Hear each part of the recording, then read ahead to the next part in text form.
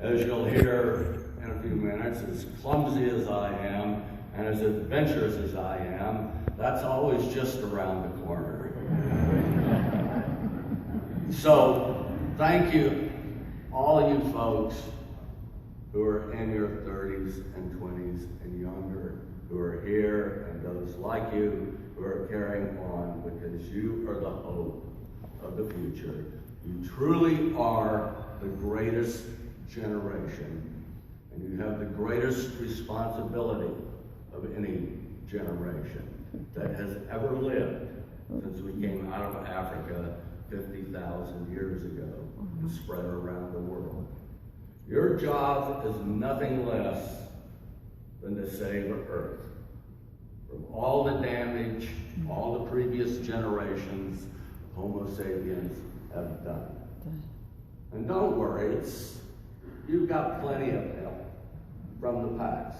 All you have to do is look back at the great champions of life on Earth, the great champions of humility, and know that you're following in those footsteps. You just need to have bigger shoes than we had and do more and really save it. And to show how this works, let's look at what human society really is. Edmund Burke, the great English philosopher and the founder of intellectual traditional conservatism, and there are no more intellectual traditional conservatives alive other than me today, said, society is a compact between those who came before, those who are here now, and those who are yet to come. And if we look back on what Howard Zahniser, Aldo Leopold, Marty Urey, Celia Hunter,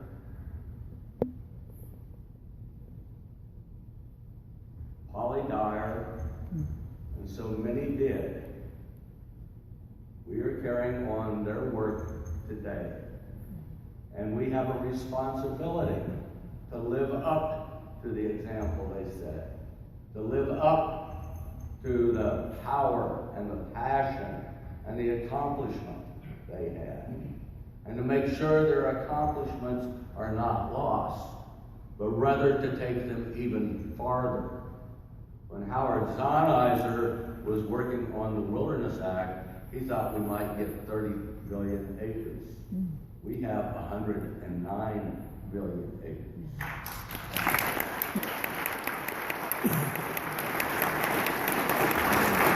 And that's a tribute to my generation. But the task for you younger folks is to take it even farther. By the time some of you are my age, we need a wilderness system on land of 300 million acres.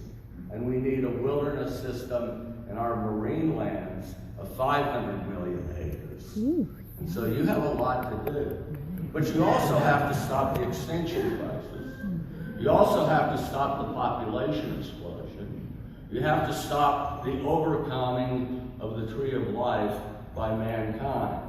And if we go back to the purpose of the Wilderness Act, it said because of expanding settlement, exploding population, and growing mechanization, unless we, the Congress, act now, future generations will have no legacy of wilderness to live. Howard Zahniser said we have to have the boldness to take the wilderness from the eternity of the past and pass it on boldly into the eternity of the future. And that's the job for all of us to do. Many of us have been doing it. Some of you are just coming into doing it. But that is what we have to do. And we have to stay true to wilderness. Zahniser also said the primary character of wilderness is its wildness. And in that sense, wilderness is compact between us and the land, that we will act with great humility and great restraint in whatever we do in wilderness. such as the New Mexico Wilderness Alliance pulling cheatgrass out of the borders of the Sandia Mountain Wilderness here. But there are times that we need to be hands-off and let wilderness be. And so we need to seek the humility to respect the wildness of wilderness, but we also need to have the undying urge to experience that wildness of wilderness and to open ourselves up to what one wilderness leader back in the 60s called the hush. And to me, the hush is the key experience to have in wilderness. To be surrounded by the quiet. To be away, deep in your mind, from civilization and technology. And I want to call for a new campaign of quiet wilderness recreation. At one time, I liked to dash through the wilderness 25 miles in a day with a 50-pound backpack. Well, you see a lot of country, but you see it superficially. You aren't stopping to meet the wildflowers. You aren't seeing the birds. You aren't learning their names. I had a day this spring in the foothills of the Sandia Wilderness where I was able to go on a slow walk and greet 50 species of wildflower by name. That's because a wilderness is a wild neighborhood, and you need to know your neighbors. You need to be a polite, respectful, wayfaring visitor through this wild neighborhood and recognize who the folks are that live there.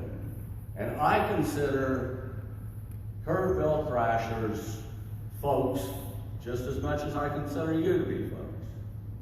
We're individuals, but we have a place on this planet. There was a tree that blew me away once down in the Rio Sachalaki, south of Alamos and Sonora. There was a giant fig tree. It was monstrous. Its canopy could cover half this auditorium. And it had all of these branches and trunks and stems and everything going out. There must have been a few thousand or a few million leaves on it. It was the most incredible tree I've ever seen. And I've seen the redwoods, I've seen the sequoias, but this fig tree just blew my mind. And to me, it represents the tree of life. And you see this monstrous thing spreading out its boughs for 100 yards in every direction. And you walk up to it, to this little leaf here, and say, wow, that's us. That's Homo sapiens. But what about all these other leaves? They're on the tree of life too. We need to respect them and respect their right to be here. And so for me, when I go into a wild neighborhood, I like to know who the neighbors are and be able to talk to them. That's why I'm sort of known among the hikers and the Sandias as the crazy guy who talks to flowers. Because, you know, how can you know your neighbors without greeting them? And it's good to know their names too, or at least to greet them if you don't know their names and say, boy, you're sure pretty today. Always pass out compliments to the birds and flowers and other things you see. Or, boy, man, you're really mighty today. Those type of things. Or, oh, lightning, good hit. You almost got me. You know, be complimentary, be friendly, be a respectful wayfarer.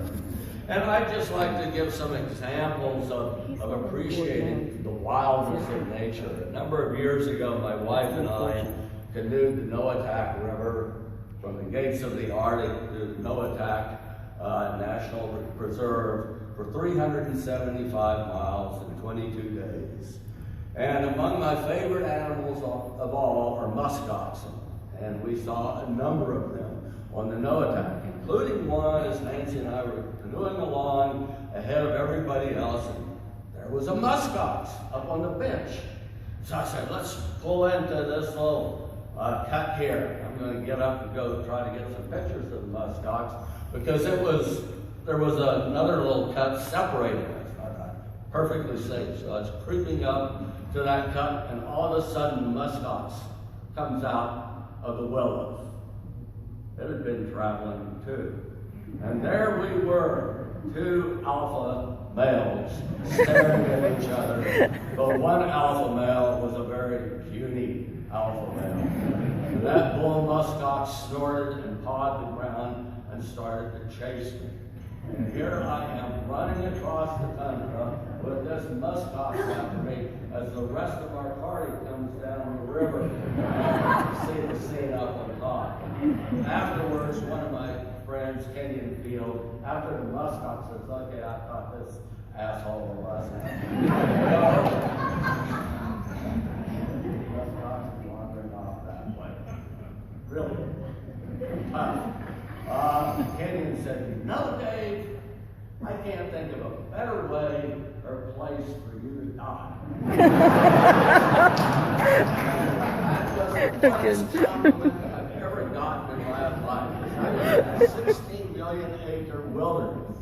And to think about going out there trampled to death by muskox, boy, what a way to go. And I had the commitment from Nancy that if I went, she would give the rescuers or the people who wanted to collect my body the wrong GPS coordinates. Not to be found, by the way. And everybody could have a good time eating me before I was hauled off out of there. You know, that's a wilderness experience. And even though it was exciting, there was the hush of wilderness about it. You only hear the snorting of the muskox and the pounding of its hooves. It's a different thing than being on the freeway. And that's one of the, I don't encourage everybody to be as clumsy and fish in wilderness as I am. Every injury I have, I've gotten in wilderness, and I can just sit back and start at my toes and go to the top of my head, feeling every pain I've got, and remember, oh yeah, that was such and such a place. And remember all those wonderful wilderness experiences I've had. But what I want to encourage you to seek the hush of wilderness, quiet wilderness, to go out in the wilderness somewhere and find a tree and sit down under it and go to sleep, or sort of to sleep, and begin to filter out all the sounds you hear and try to parse them out and find who's making this little part of the symphony, who's making this part of the symphony. Because at first it just is one sort of background noise, but if you listen closely, you can begin to pull it out. And when you open your eyes, there might be birds in that tree right above your face. Or you might open your eyes because something falls on your face. But that to me is as great a wilderness experience as anything I've ever had. To just lay back, surrounded by the wilderness, and feel the hush. And that's where we get humility. And I gave a talk this morning about the anthropoceniacs, these arrogant folks who think we have taken over Earth. We're high-fiving each other saying, we're gods now. We run the planet. We're going to be good at it. We're going to do a better job, but we're going to get rid of all this trash out here. As Peter Kariba, the chief scientist of the Nature Conservancy and a leading anthropoceniac, said, well, the passenger pigeon went extinct, but it didn't have any impact. Well, it sort of had an impact on the passenger pigeon. No kidding. And it didn't just go extinct. We slaughtered it! And that was a sin. And it's a sin to say the passenger pigeon went extinct, because that absolves us and our foreparents of blame. And let's just look at the passenger.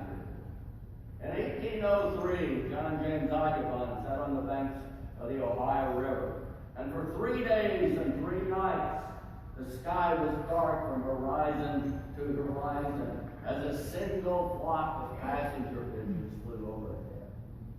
He estimated there were 2 billion birds in that one flock. By the time of the Civil War, there were still billions of passenger pigeons out there. My family in Kentucky at the time, that had gone there with Daniel Boone, were used to the great passenger pigeon flights. And everybody thought they could never end. But then telegraph began to call hunters in when there were great pigeon nestings. And by the last great pigeon nesting, not of millions and millions of birds, but of only 250,000 birds along the Green River in Kentucky, the hunters came in, they slaughtered the pigeons, maybe 5,000 escaped. 40,000 were left on the forest floor to fatten the hogs that were herded in. 200,000 passenger pigeons were loaded up in barrels and shipped on the railroad back to Baltimore to be sold on street corners. But there was a derailment on the track ahead. The pigeons walked, and they were just dumped into a ravine in West Virginia. It was the end of a living storm. And the last passenger pigeon in the wild was shot in 1903 in Ohio. And so all hail the man or boy who did that, for he was the true soul of the American pioneer. And the last passenger pigeon, named Martha, died in the Cincinnati Zoo 100 years ago, a month ago. And I've often wondered about Martha. Born in a giant nesting with 1 million other passenger pigeons, flying through the air as this living storm that made deer run for cover just by the beat of their wings, being surrounded by all these other passenger pigeons. And what an incredible loneliness she must have felt. Just the emptiness. And when that darkness finally came to her, did she see before her closing eyes the great flocks to which she had been born? And so to say, the passenger pigeon became extinct, and it had no impact, to me is one of the most grievous sins we can make. It's a wicked thing to say or to think. We have to have a much greater-hearted relationship with the world around us and all the wild things in it. Do we have the generosity of spirit and the greatness of heart to share earth with our neighbors, with our fellow leaves on the tree of life? Can we rise to that? The conservationists of my generation and the generation before us tried to lift us up to that ethic, but we're still far from it. And that's why you young folks here are so important. Why you need to go out and meet all your wild neighbors. Why you need to get to know them so that their welfare is deep in your heart. And when something happens to them, it hurts you. To get out and feel the hush, surrounded by wild things, whether it's just the little Vest Pocket Wilderness here or the great Brooks Range up there. We have to feel it. We have to open ourselves up and let nature come in. We have to be willing to take it on its own terms. Like my wife Nancy and I did this summer to celebrate the 50th anniversary of the Wilderness Act. We thought, what better thing to do than to canoe the Shinjack River, which Marty Murie writes about in Two in the Far North, and celebrate the Muries, and celebrate the wilderness, and canoe 300 miles of the Shinjack River in the Arctic Wildlife Refuge. And we did. And after our friend left us, because he had to take out earlier, we were going to do a month. We were alone in 20 million acres of wilderness. But there were record rains. The river flooded. And it was really exciting. Relatively ancient, out of shape people. Dodging all the snags, choosing which channel to take. And then we got washed into one channel where the bank was being cut out by the force of the river, and there were sweepers hanging down, and one took us out. And over we went in our heavily loaded canoe. And for over a mile we floated downstream, trying to hold on to the canoe, being hit by other sweepers, being pulled underwater by currents and all that. We finally drug ourselves and our canoe out on the gravel bar. Boy, what a wilderness that is. Now, I don't recommend this.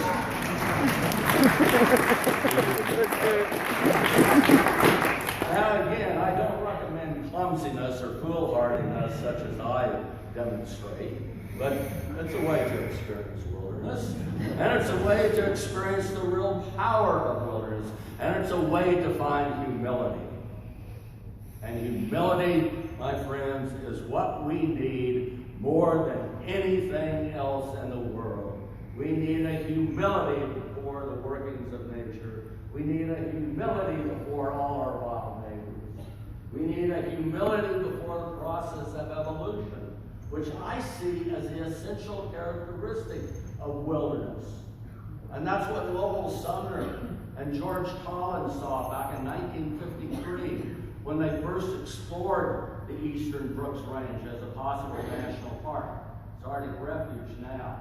But they saw it as a place big enough and intact enough for the mysterious, wondrous process of evolution to go on and on and on, and for every species up there to be free to follow its own evolutionary tendencies. And we've got away from seeing evolution as the essence of wilderness since then. I think we need to bring it back. I think we need to recognize that we are just interlopers here, that we are not in charge of the planet, that we have not taken it over, no matter how much we may think we have. The price of arrogance, of hubris, as the Greeks knew, is destruction. And never before has the human species been so arrogant, so full of itself, so sure of itself, so willing to talk about monstrosities like the singularity where we become machines and live forever. I mean, what a disconnect from life. To have your consciousness on a laptop or a cell phone. My God, how do those people become so alienated from the wild world? Boy, I'd love to drag them along on a no attack and put them up there on that bench with that old mustache.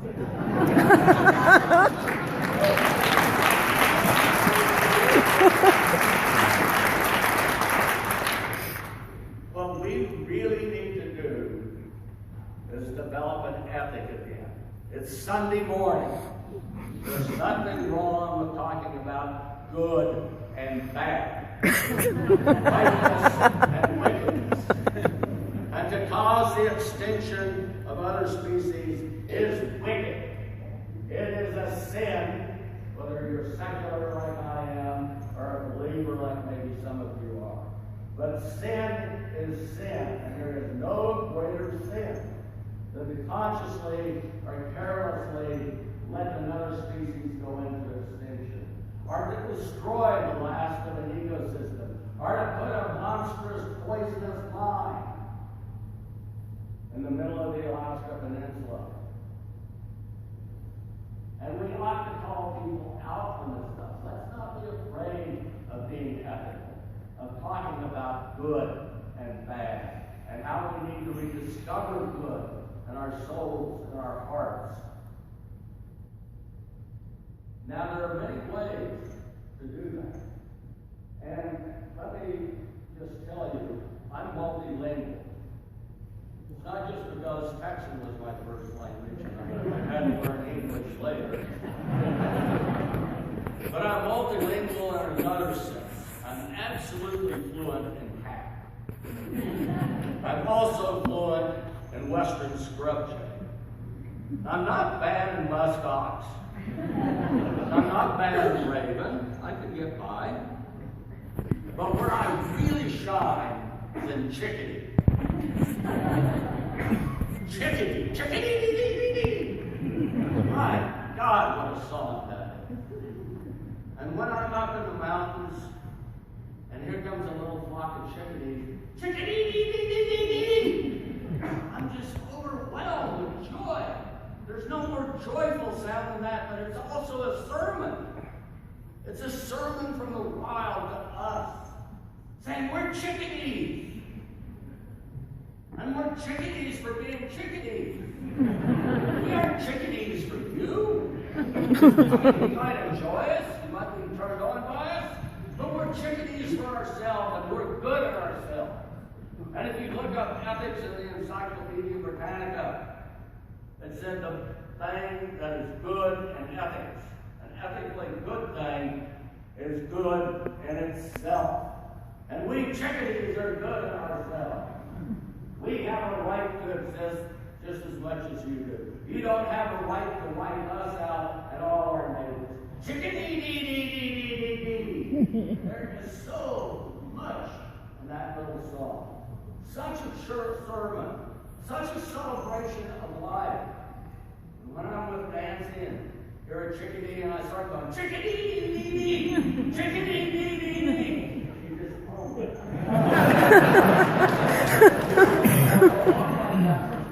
I'm so full of it. I'm chickadee myself. I'm trying to parse out all the things that we're saying to me. And so chickadee